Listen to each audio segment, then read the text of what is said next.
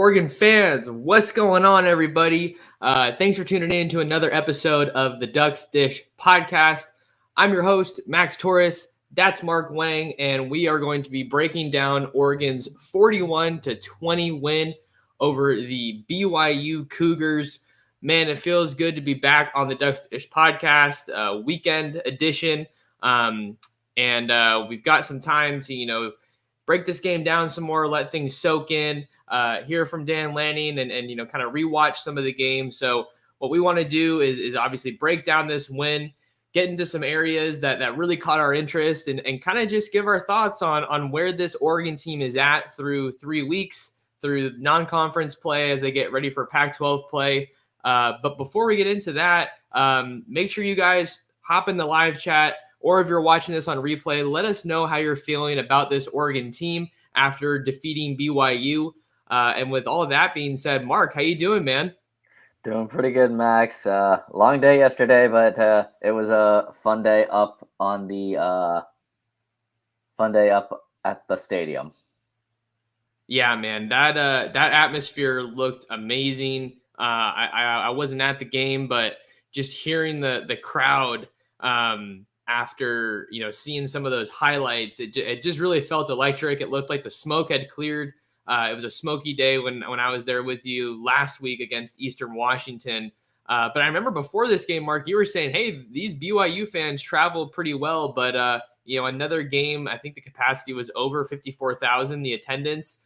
So what was that kind of just like, being at that game up in Autzen? How was the atmosphere? Yeah, atmosphere was rocking. The student section was pretty much completely full, which I was a little bit surprised about given that classes don't start for another week. But with people getting here early, student section was nice, lively, and full. It was real electric. When the crowd got loud, we could hear it and feel it up in the press box. And then, yeah, there were large swaths of blue all over the place, kind of like if you're looking out from the press box, that kind of corner on the left of us, full of BYU fans, and then kind of looking down and around, you could see kind of big swaths of BYU fans all over. So, mad respect to the BYU fans for traveling up here for this game. Y'all traveled really well for this game, and that atmosphere was definitely electric. Glad to hear it. Well, we have some subtopics that we want to get into, but just kind of want to get get into some thoughts, some overarching thoughts before we kind of hone in a little bit. I mean, Ducks get a much needed win. The first statement win of really, I think you can say, of the Dan Lanning era. That's kind of what the headlines have read, because you get that win over Eastern Washington and you're definitely feeling pretty good after getting shellacked by Georgia in week 1. But I still feel like you couldn't take too much from it because, it was an FCS opponent that had barely beaten Tennessee State the week before. There were still some things that you think that you could clean up for Oregon from a defensive perspective, from special teams. But it was really nice to just get a lot of guys in that game. I think a lot of young guys, and Oregon was ultimately able to do that again against BYU, maybe not to the same extent, but they were able to get some younger guys in, which I think is really important. Like I've said a bunch of times now, they struggled to do that last year. So I think that was good. The offense just continues to hit its mark and really looking like they're efficient. And I think that Oregon really matched and you could argue set the tone physically on both sides of the ball. So I think you want to see that physicality. The execution was good. It was a fairly clean game overall from a penalty standpoint, from what I've been able to gather. So all in all, it's mostly positive, especially when I think Oregon was up 38-7. I want to say it was like midway through the third quarter. So you get out to a big win and you ultimately never really turn back. Yeah, overall, that was a really good game. Oregon did what it needed to do. Bonex looked a lot better. Looked a lot more comfortable with the offense. Lanning able to really open up the playbook. LFBP fishing here with this team will be good. It just needs time Yes, I agree with that. I think every team kind of needs really that time to be able to gel, especially with this team kind of almost building from scratch, really with new coaching staff, new quarterback, things like that. But this game was, I think, really the first big game where Oregon could really open up the playbook and look at and really just expand. I think they said there were like 6 plays of 20 plus yards, including that one big 50-yard shot down the field from Bo Nix, which I'll admit I was kind of surprised to see that. I was like, what? I was like, oh, whoa, that was a deep ball. That was a deep ball. I was not expecting that. Um, and then yeah, the defense started out really solid. You saw. I think it was the second play of the game, because I remember the first play of the game, BYU had that big run, and I think I was kind of sitting up in the box, and I think a lot of fans were sitting there thinking, it's like, oh dear, this could be an interesting day. And then literally the next play, Oregon gets a sack of the BYU quarterback. So overall, this was a solid game, and I think it's a really good foundation piece for Oregon. Yeah, I think one of the other just last big picture kind of thoughts I wanted to share before we move forward is just you felt like this was the first, not the first test for Oregon, but it was definitely the test that they needed. I think after getting beaten by Georgia and then coming back home to blow out Eastern Washington, you just had two really different samples on two totally different ends of the spectrum. But BYU comes to town after taking down Baylor in a game that you could argue Baylor should have won. I mean, both of those kickers definitely had some rough games, and that happened again for BYU when they missed a kick against this Oregon team. So I think just you feel more confident heading into Pac-12 play, and that's one of the takeaways that you are writing. Just to give a quick shout out to Mark on the takeaways, you can read that story as well as a bunch of our BYU breakdown coverage over on Ducks Digest. But that's what you were saying, is that this felt like it was, the chance to gain some confidence before Pac-12 play, to get a better feel for where this team's at, and it looks like they should be competitive. I think you can say, just with how BYU stacks up with the conference, I think Oregon can head into Pac-12 play just feeling really confident about where they stand and that they should have a chance against anybody they come across the rest of the season. Yeah, that was a game. Like you said, this was a game against a team that won a huge ranked matchup against Baylor the week before, and this is the confidence I think they needed. This can show that it's like, hey, we can hang with the big dogs and win. Well, most of them, if you don't count Georgia, because that game was that game was bad.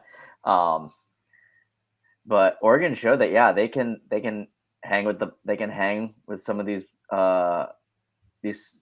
well top ranked 25 teams and can win. I mean, I think I was expecting this game to be close. I did not expect it to be 41-20, let alone I think it was 28-7 at the half. I remember watching that game. I'm like, whoa, I was not expecting this.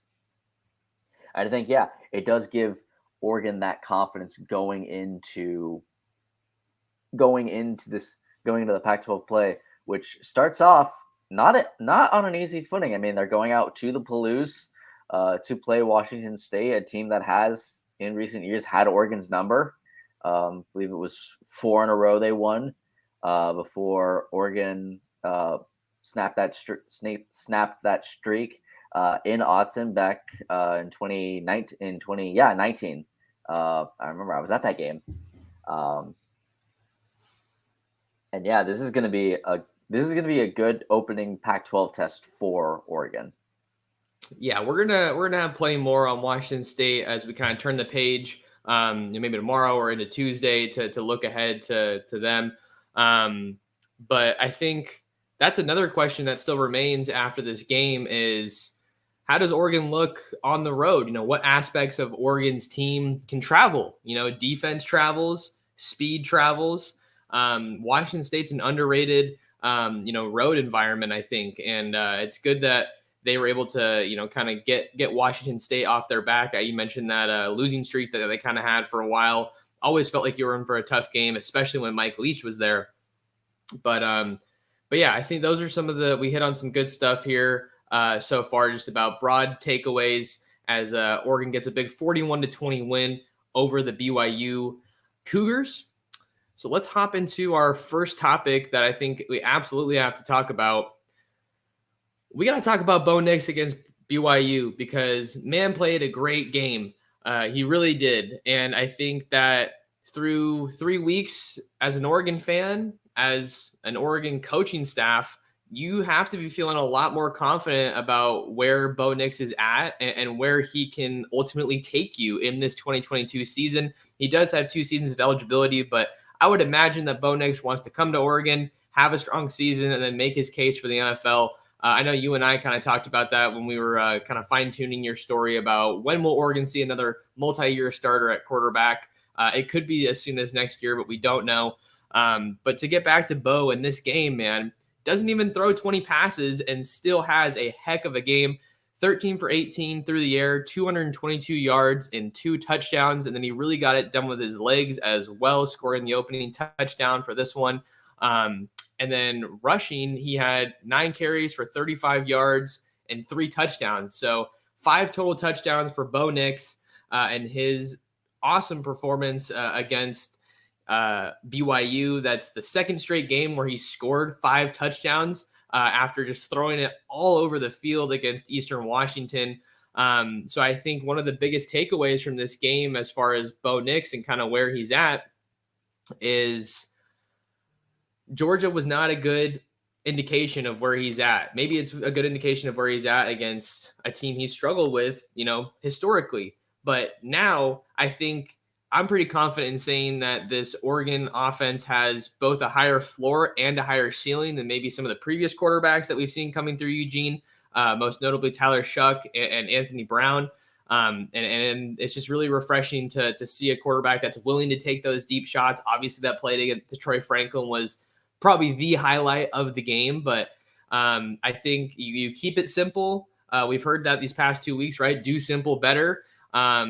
Yeah, like Trello is saying, not forcing anything from Bo. So he's continuing to make strides week by week. And I wrote that even like before this season, I want to say, the Oregon doesn't need their quarterback to be a superstar because the backs are amazing. We're going to talk about the backs, and then so are these wideouts and these tight ends. So, still really impressed with Bo, and he didn't turn the ball over too. That's like another massive, massive step of improvement after, that opener against Georgia. Yeah, 110%. Bo, yeah, looked not great against Georgia, and then I think in that second game, that game against Eastern Washington, everyone's like, "Oh, it's just Eastern Washington. It's an FCS school. Wait until he goes up against some of the better teams. He's going to get absolutely pummeled again." I think he showed that you give it time, and he can really settle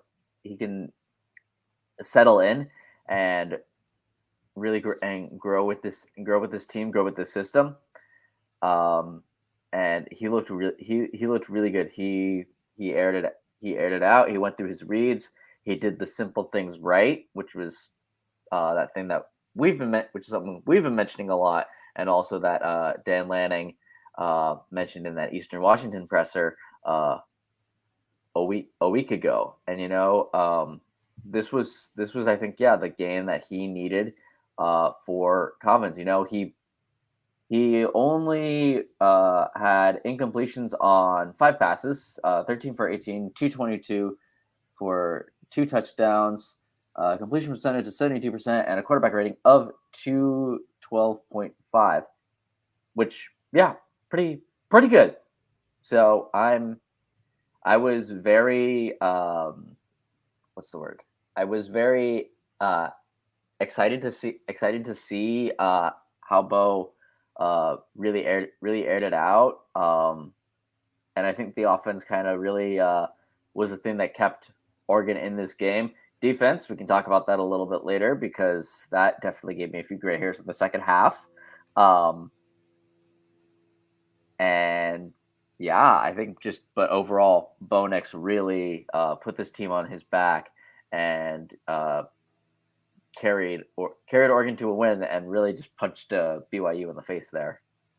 Yeah, I think every week, Mark, we're seeing more and more of Bo Nix and why he, you know, he was really highly touted coming out of high school, but the turnovers are really the biggest thing that have kind of haunted him, or been his biggest critique, during his time as a college quarterback. But if they're able to run the ball like they have been, if these guys are able to get open and run good routes, that they don't need him to be running sideline to sideline like they did against LSU last year, and then last second just fired that ball into the end zone. But I think that's just they're not asking him to do too much, and I think that's really helping his confidence, and that's a big reason why he was able to load up and then throw that 50-yard bomb to Troy Franklin, and just put the ball in a spot where he can have his guy just say, hey, I think you're in one-on-one coverage, one-on-one matchup. I have confidence in you. I'm going to put the ball where it needs to be, and I'm just going to see if you can, go up and make a play. And he did. So we'll talk more about the offense overall and kind of how it's evolving. But just to get to a couple of these comments, Mikey G saying Bo knows and throws and goes and has to keep that going. Hasn't turned it over since week 1 against Georgia, which is awesome. Offense is just peaking. It feels like maybe not peaking, but just operating on all levels. Got to keep that momentum going.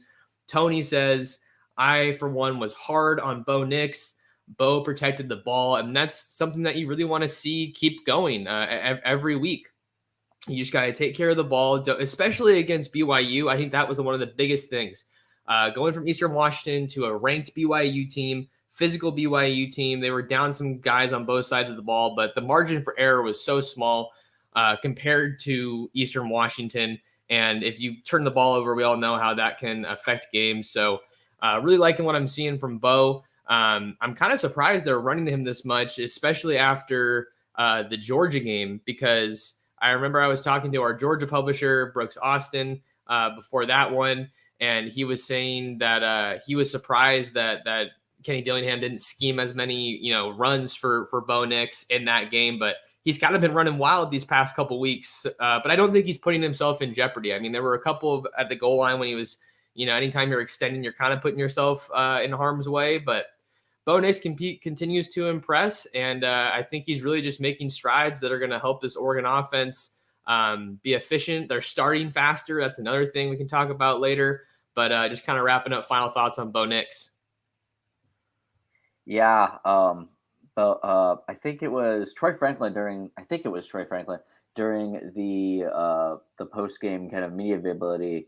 Somebody asked him if he liked watching Bo kind of like put himself kind of on the line to get a couple of those big conversions. He's like, yeah, I like that, and I think that that Bo has really stepped up. I think we saw why this staff brought him in, and it's kind of like we said, it's like I heard a lot of Oregon fans saying it's like start tie, don't play Bo after that first game. It's like, and it's just one game, and it was against probably the worst opponent you could go up against in a first game, and now Bo has really turned it around since that last game, put on 2 stellar performances, including one against a really good solid BYU team. Yeah, so we're gonna have to see what's going on as far as like Tony says here, how does Bo Nix look against a Pac-12 team? How does Bo Nix look on the road?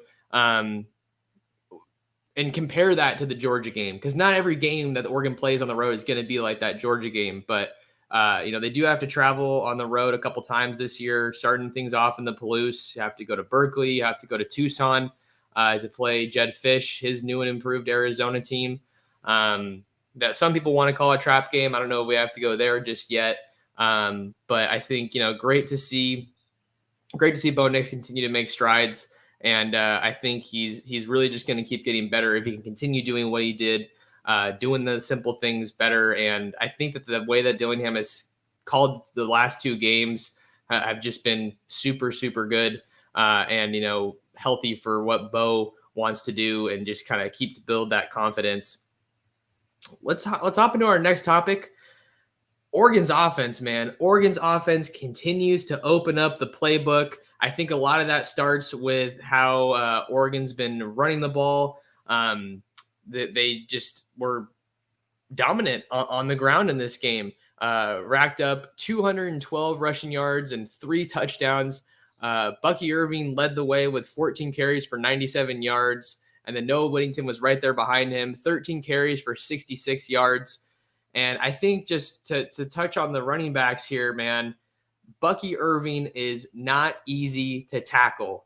I think that was one of the biggest things that really stood out to me in this one. We already knew about it before, we ultimately saw him play. If you watched any of the tape last year against, or when he was at Minnesota rather, but Bucky Irving looks like he's really established himself as the lead back for Oregon. And then Noah Whittington's right there. Like they're really complementing each other well. Their running styles, they both have a lot of burst. Love the vision that I'm seeing from both of these guys. And, I think the even bigger thing is that it doesn't stop there. You have Jordan James as a guy who's gotten in a lot as a true freshman. It looks like he's not going to redshirt if these first 3 games are any sample. And he's kind of emerging as their 3rd down, 4th down back, coming up with some pretty big plays to help keep the chains moving. So super, super impressed with this Oregon running back room. And I'd be curious to see how they stack up with the rest of the Pac-12.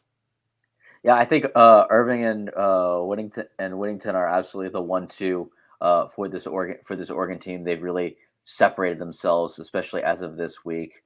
Just having that 1-2 punch to be able to know that you have two dudes who can just go out there, grind, get you those yards. I don't think either of them have broken 100 in a game so far this year, but Bucky Irving got really close, 3 yards shy with 14 for 97. So I think he's going to break it at least once this year. I would not be surprised if it's next week with the trajectory that he's on.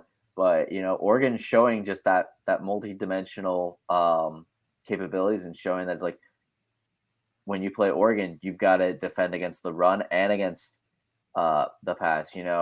Troy Franklin was all receiving wise. Troy Franklin out there got 84 yards on 5 targets. I think that is yes. No touchdowns, but got that long ball of 50 yards. Chase Cota put up 38, and then Terrence Ferguson got 2 touchdowns on the day, with both of his targets. So that's pretty good if you ask me. 2 for 2 for 2 tuds. If I was a wide receiver, I would absolutely take that stat line. And they have just been rolling, and quite frankly, steamrolling teams, and kind of also a little bit going back to Bo Nix. I think really Oregon showed why he's the starter, why he's able to help lead this team. I don't know if now would be the time to talk about Ty, but I know we saw a little bit of him in there, and that's definitely when I think a lot of people in that stadium started to get almost a little bit worried, even though the closest that BYU got, I believe, was 18.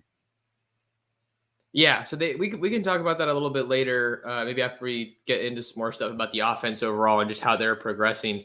But I think that really we got to talk about this play of the game from Troy Franklin, and I got the highlight here.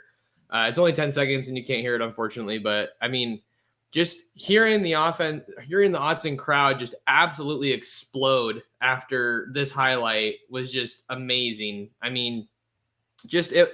I feel like all that emotion was just like, that's something that they've wanted for so long. We can just let it keep going because I'm sure everyone wants to watch this play like a million times. But just for look, the protection, stepping up in the pocket from Bo Nix, the ball placement, the elevation from Troy Franklin in this one was just awesome. You see Dante Thornton there hyping him up after the game. But that's like another story here is just Oregon's offense just keeps evolving and they're starting to take more deep shots, getting creative.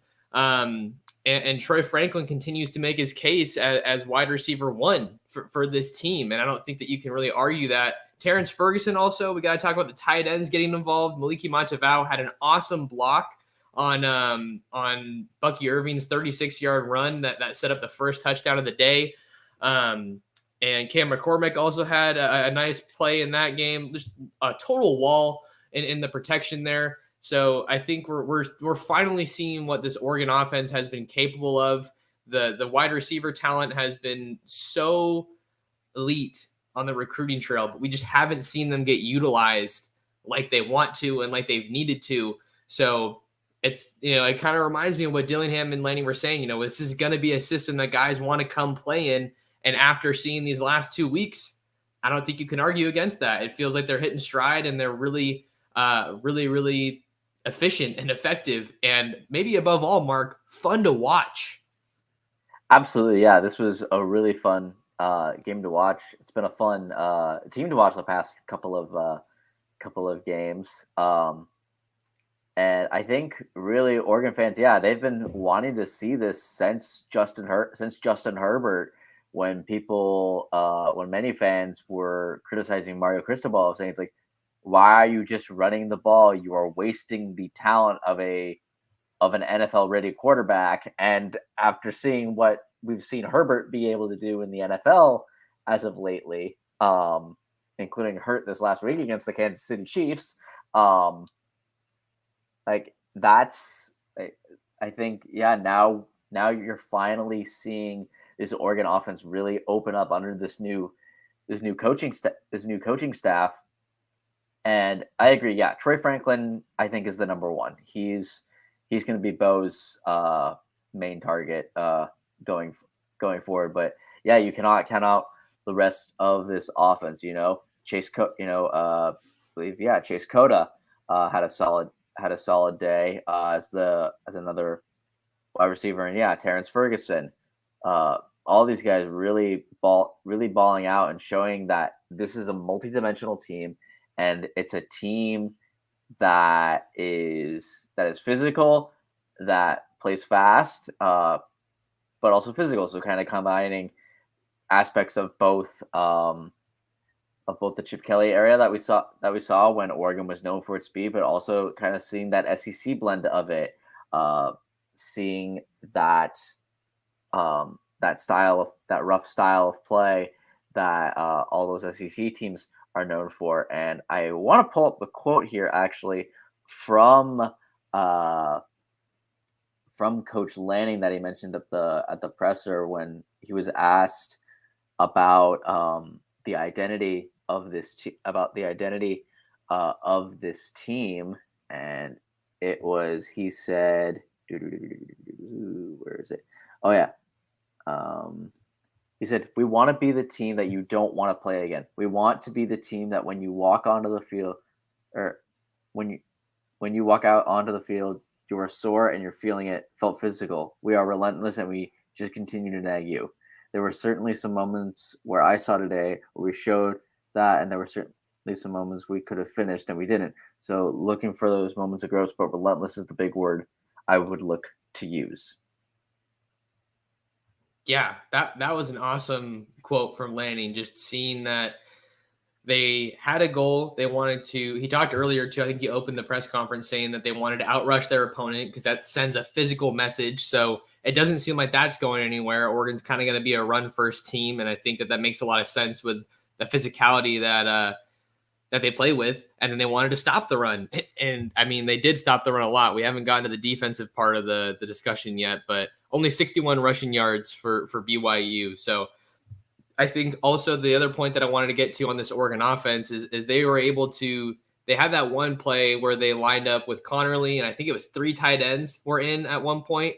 And, Lanning referenced it in his presser saying, we lined up. We knew we were going to run. You knew we were going to run. The whole stadium knew we were going to run. Now it's like, okay, time for you to step up and show us that you can stop it, and then we'll stop doing it. And that's what I think kind of happened where it happened with Cristobal, but sometimes there were times when he would go to the run even when it was already stopped or it wasn't working and it just kind of got dry. But I thought that was awesome. That displayed a ton of confidence. We also have to shout out the offensive line. We can't finish the offensive segment without talking about the offensive line. Ryan Walk returns in this one, but moved over to right guard because Stephen Jones wasn't able to go in this one. So Marcus Harper II gets his first career start as a Duck, and he really showed out and had a great game. We were just watching that play. If you guys are listening to this on podcast, of Bo Nix just airing it out to Troy Franklin down the field, and that man's just had a wall. I mean, TJ Bass, Marcus Harper, and Alex Forsythe just gave him the cleanest. Like, no one was within like 5 or 10 yards of that guy. And Bo Nix hesitated a little bit, but then he just uncorked it. So we're through 3 games now, Mark, and this Oregon offensive line still isn't allowed a sack. That's a huge testament to them, but also to Bo Nix, who is probably one of the slipperiest quarterbacks in all of college football. So Oregon's offensive line continues to impress. I think that was a performance that really flew under the radar against Georgia because the score was so lopsided, but they were getting like 4.5 yards of carry on the ground in that game, I think. So it's really good to see Oregon, even they were without some guys, they were able to step up. I think we actually did have a quick injury question that I wanted to hop on and address from Mikey G. Sorry if you already talked about it, but haven't heard yet the extent to which Carwell and Flo were out. So no Byron Cardwell, no Justin Flo in this one. I think that Lanny, when he was talking about Cardwell, said that he was kind of day-to-day throughout the week, and that if they wanted him to go and, push it, then he probably would have been available. But clearly this Oregon running back rotation isn't going to miss a beat when just one guy goes down. And that's no slight to Cardwell because he's done really well when his number's been called. But they just continue to be effective and efficient. And then no Flo. I don't think he got super specific on Flo, Mark. I don't know if you might be able to fill us in here with that, but I know that Flo wasn't able to go in this one, but it really didn't make a whole lot of a difference because they just had other guys step up. And Lanny was talking about how he felt good about the depth that they have and just being able to have guys step up when it matters most. That was one of your takeaways as well. Looking through the let's see, really the same thing for Justin Flo. This is landing in the presser. If we had to push Justin, he was able to go through warmups today. He could have definitely contributed for us today and helped us. So it sounds like he tried to go and was kind of a game time decision. They're like, hey, let's not worry about it. And I think also with his injury history, you don't want to push him if you feel like you have that good solid depth there. And I think that they do with how many snaps Jeffrey Bassa has played, who came up with an awesome 4th down stop on that opening drive. Jackson LeDuc as well. So to answer your question, Mikey, those are kind of some of the updates that we have. If I had to speculate, I would think that they're going to be good to go next week, but we know how tight-lipped injuries are.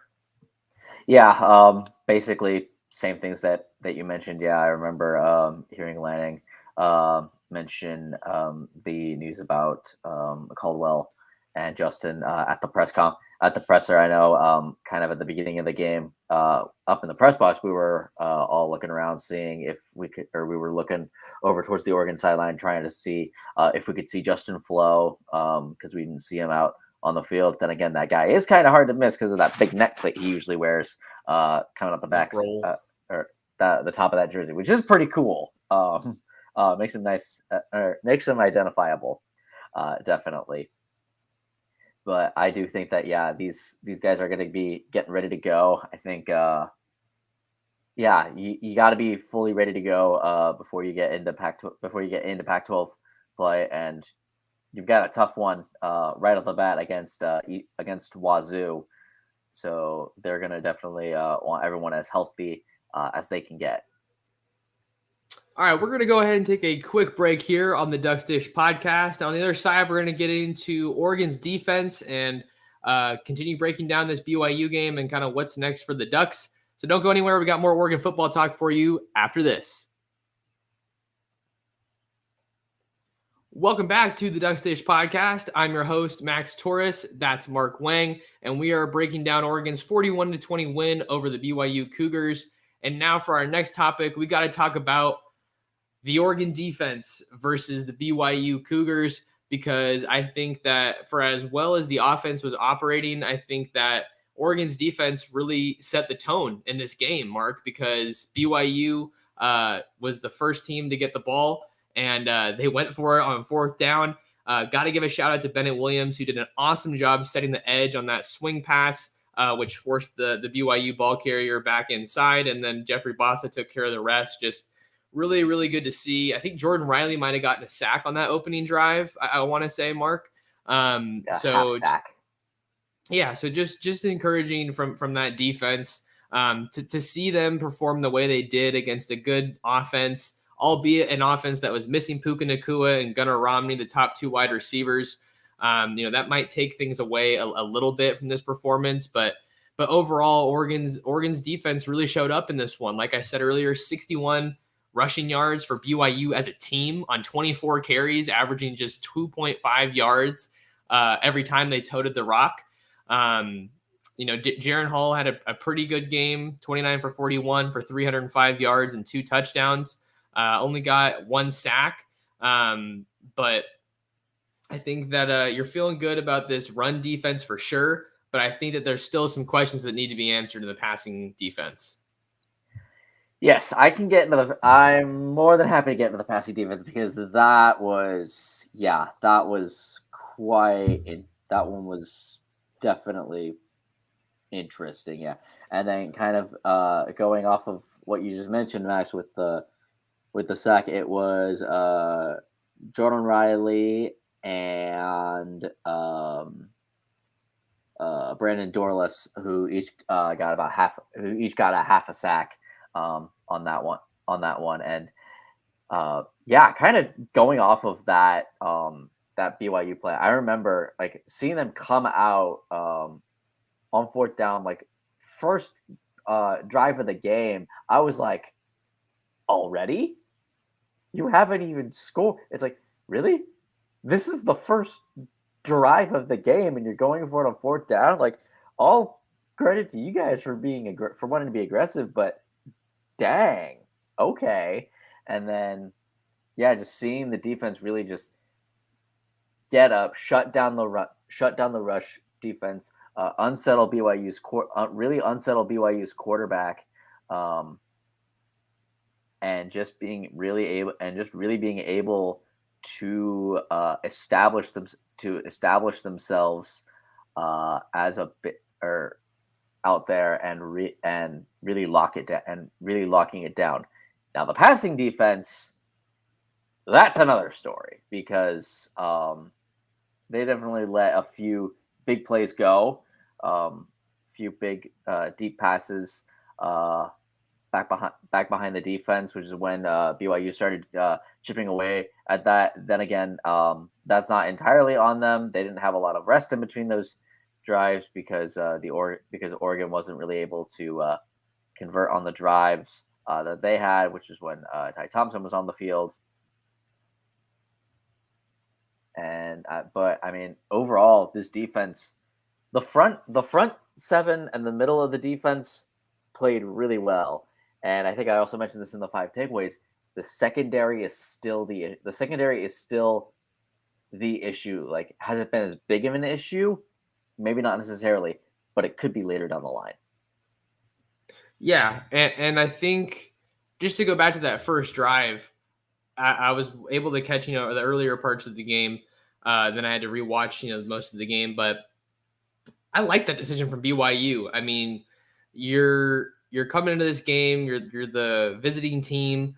You're looking to kind of silence the crowd. You feel confident about your offense after last week against Baylor.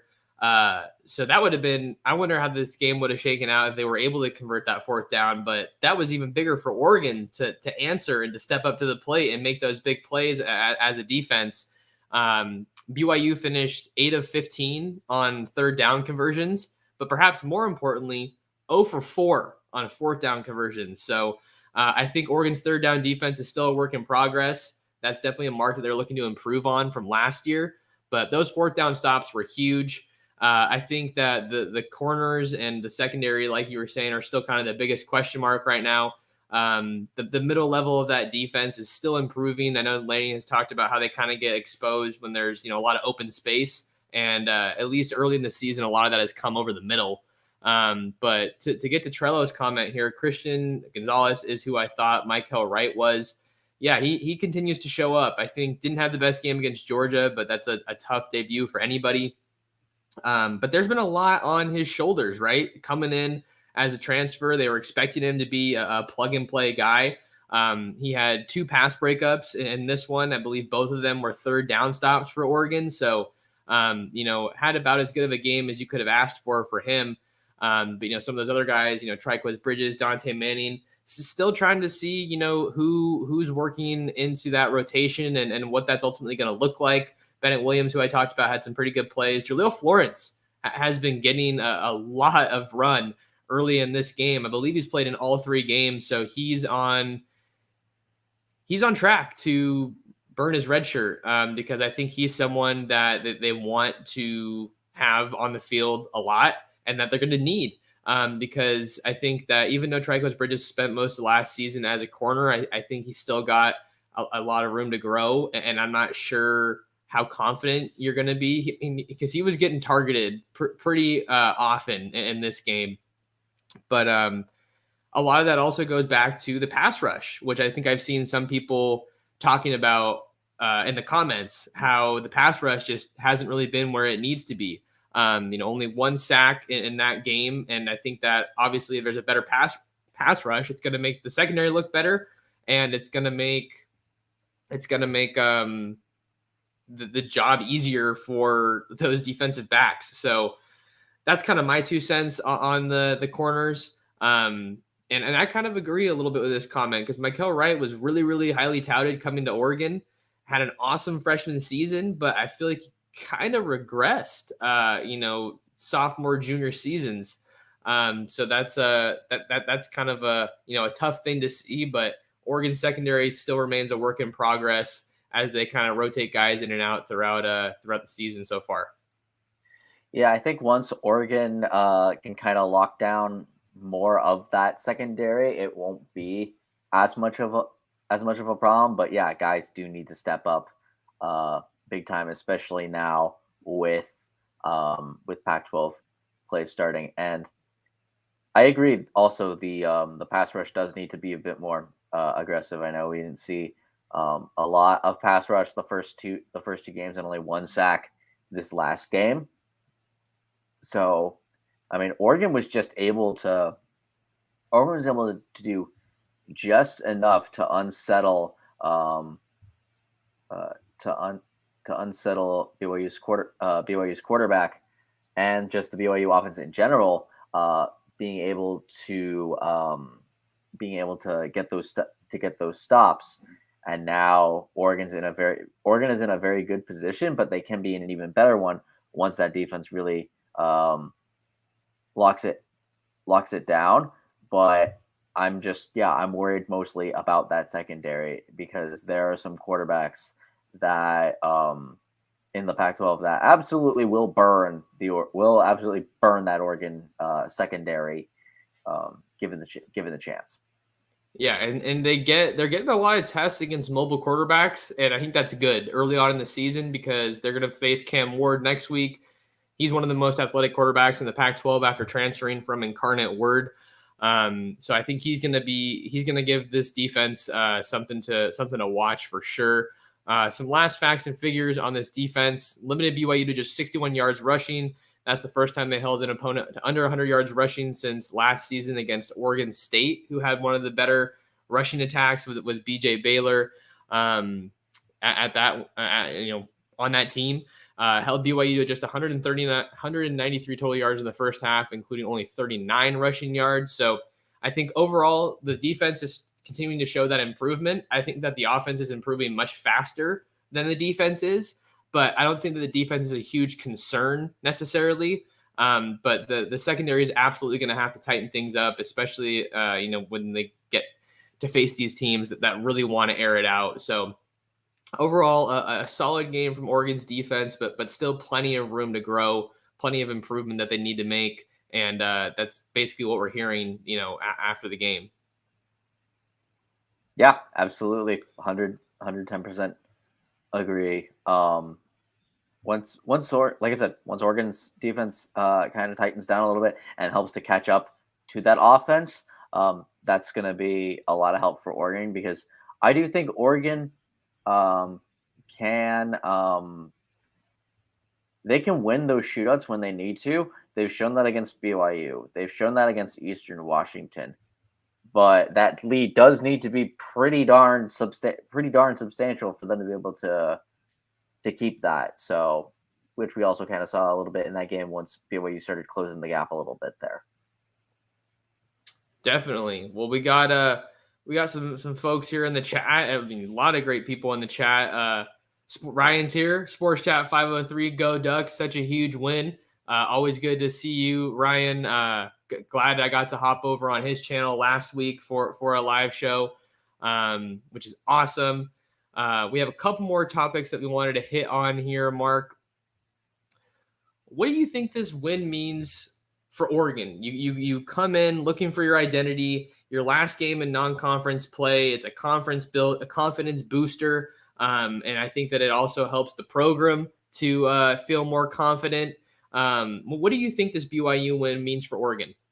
I think for Oregon, this shows really, what you can be. What is that baseline for what you can be, how you can play, and what you're able to do. I mean, like we said, BYU, that was the 12th ranked team that's the 12th ranked team in the country, just knocked off Baylor the week before in a double OT game.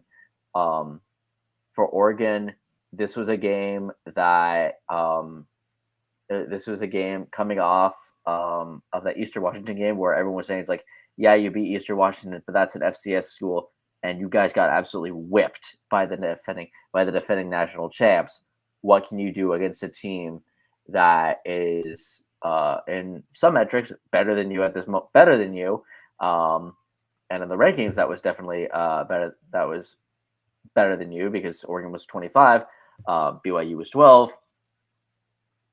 Even though that can be completely arbitrary at times, if you're Oregon, you come into Austin Stadium, you have an opportunity to really go out and make a statement win, and they got that statement win. So I think confidence-wise, that's a huge boost going into Pac-12 play.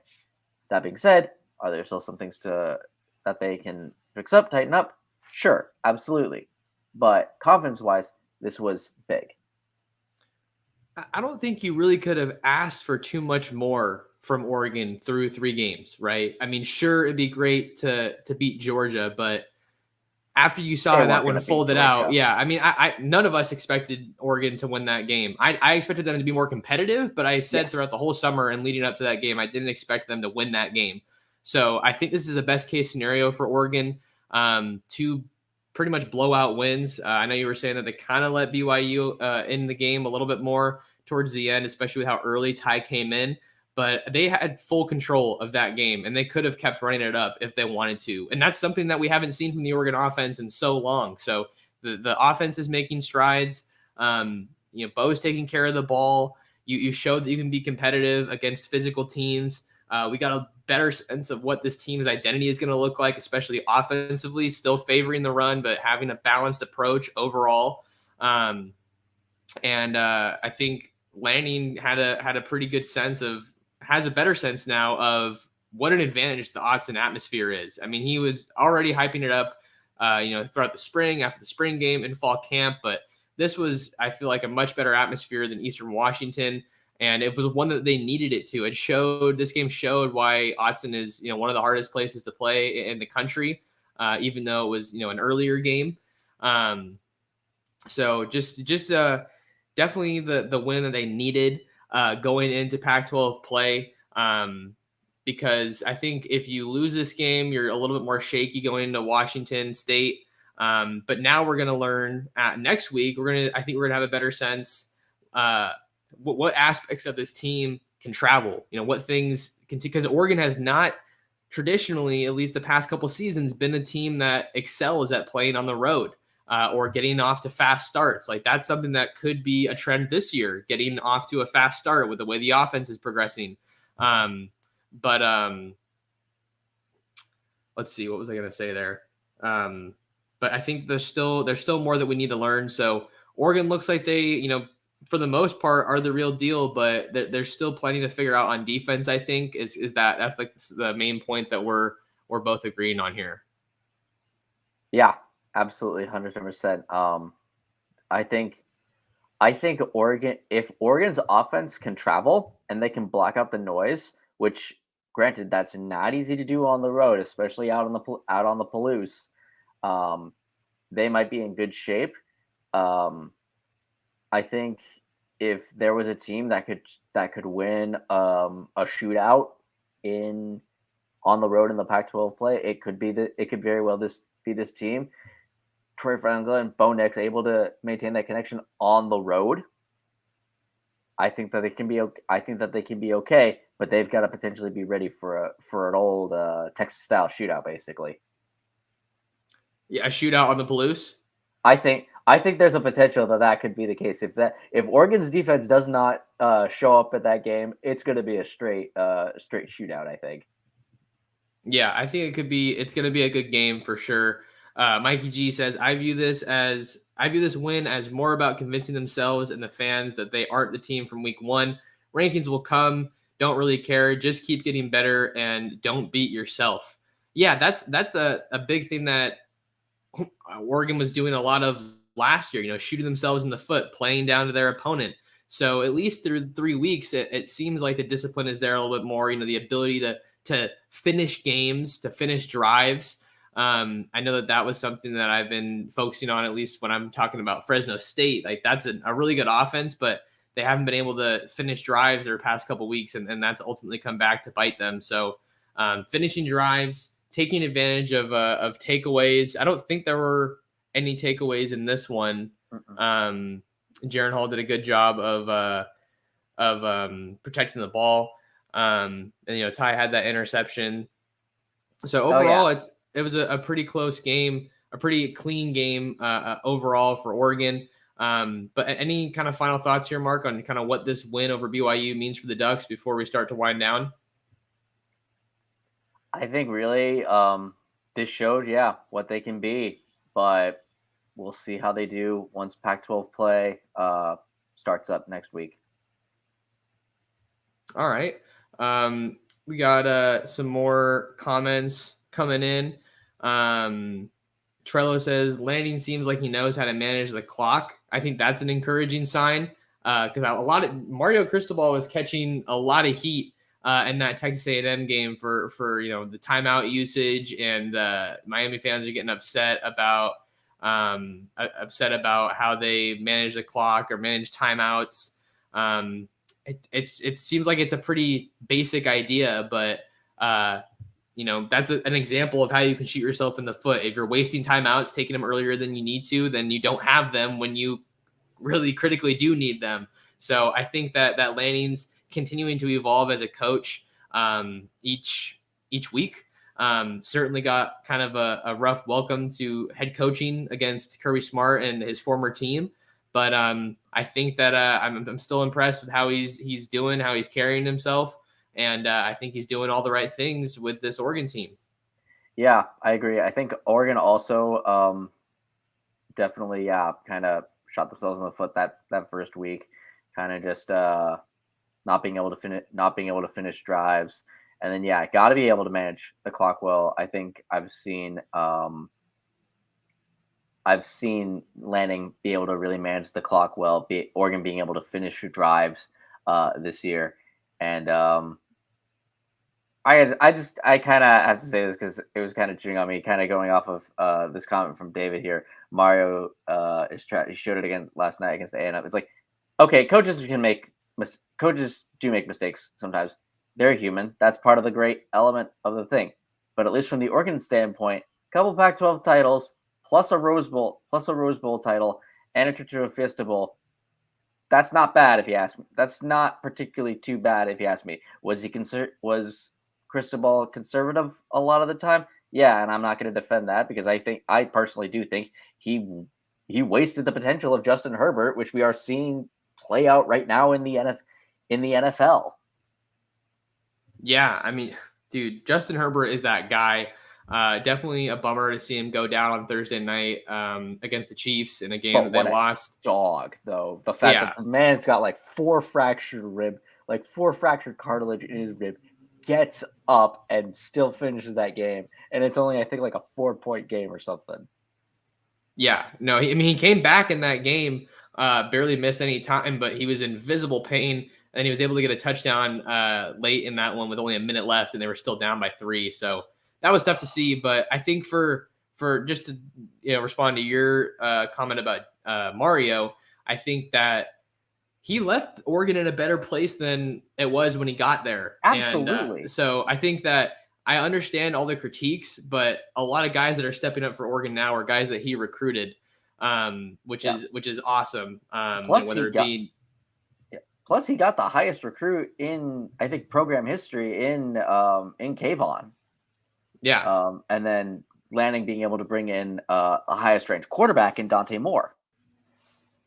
yeah, exactly. So there's not really been that much of a drop off when it comes to recruiting, and Oregon's offensive line is looking really solid, and that is obviously partially because of what Mario was able to bring. But we don't need to talk about him too much because I know fans get kind of upset when we talk too much about Mario, the former coach, but lost to A&M last night. Last topic we want to hit on here. Oregon comes in ranked number 15 in the latest AP poll. Week 4 poll was released on Sunday, so we can kind of just get into some of these results, and then we'll wind it down. But here's the latest result. Georgia still at number 1 with 59 first place votes. Bama, Ohio State, Michigan, and Clemson round out the top 5 for week 4. Other Pac-12 teams that we're seeing make some noise. You got USC 3-0 after a 45-17 win over Fresno State. They're coming in at number 7. And you got Utah at 13, 2-1 with a 35-7 win over San Diego State. And then Oregon at 15, like we mentioned. And then the last Pac-12 team, Washington, 3-0 at number 18 with a 39-28 win over Michigan State at home in Seattle. And then Oregon's next opponent, Washington State, is not ranked, but they received 62 votes. And so did Oregon State with 49. So still some love for the Pac-12 there. I was kind of surprised to see them make this big of a jump after their win over BYU. BYU falls to 19 from number 12. But I think we're still just kind of figuring out, how does the AP poll reflect, how are they weighing these big games over, these ranked games. But yeah, I think I agree with some of these comments. It would be cool to see Washington State ranked. I'm still kind of getting a little bit more caught up on what happened yesterday across college football, but USC continues to look like they're the real deal, at least through 3 games. One of those games was over Stanford to start Pac-12 play. Utah continues to just, take care of business after that Florida loss, and then Penn State really put the hurt on Auburn. So just kind of any other takeaways or any other kind of notables for you, Mark, on the AP poll before we wind down? I was honestly surprised. Yeah, also that Oregon jumped all the way up to 15. I'll admit I expected Washington to be above Oregon in the polls just because they are undefeated. They did just take down that Big Ten opponent in Michigan State quite handily too, if I might add. USC is still the class of the Pac-12. They have been steamrolling people. I still say it's Utah. I think until a Pac-12 team beats Utah, I'm still going to have Utah up there. I could see that. Yeah, I could see that too. Like the argument for USC is definitely valid because they're showing it, getting good wins on a consistent basis. So I was just Yeah, going to put that out there, but this is a really good start for the Pac-12 as a conference, right? You know, oh, absolutely. four ranked teams, excuse me, USC, Oregon, Washington, and Utah, and then you have two other teams in Oregon State, Washington State receiving votes. I think that the Pac-12 as a conference has done a good job in just elevating their standing and some respect. But again, it's only 3 weeks, so we got to see. We can't jump too far ahead of ourselves. Absolutely, yeah.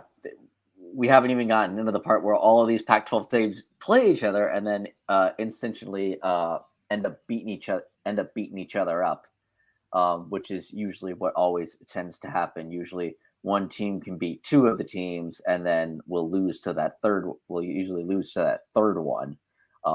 We've seen that happen time and time again in the Pac-12. But I agree with you. This is a really solid start for the Pac-12. We'll see how they can continue from here. All right. Well, I think that'll just about do it for us here on the Ducks Dish podcast. Got about an hour in to get our thoughts and analysis out there for Oregon's big 41-20 win over the BYU Cougars. Mark, before we get out of here, where can people find more of you? Ducks Digest on Ducks Digest. Got some written stuff out. Got a couple of 5 toe quiz plus my first kind of big feature story, which is when will Oregon see another homegrown, i.e., not a transfer, multi-year starter? But when I'm actually particularly proud of having gotten that one out. And you can follow me at Mark W 2016 on Twitter. There you go. Make sure you guys tap in with Mark. He's been helping us out a lot and been on the last couple episodes of the pod, which is awesome. If you want to find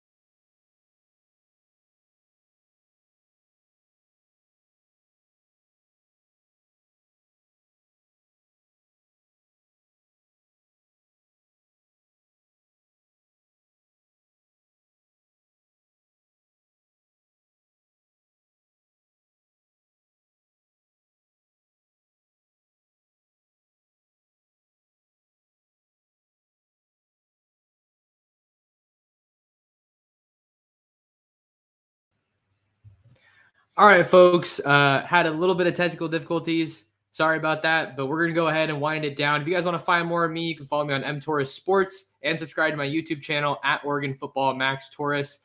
Really big favor to ask of you guys. Just take a second out of your day, like the video, and subscribe to the channel and share the Ducks Dish podcast. But until next time, that'll do it for us. Oregon stays hot with a win over BYU. Thank you for listening to the Ducks Dish podcast.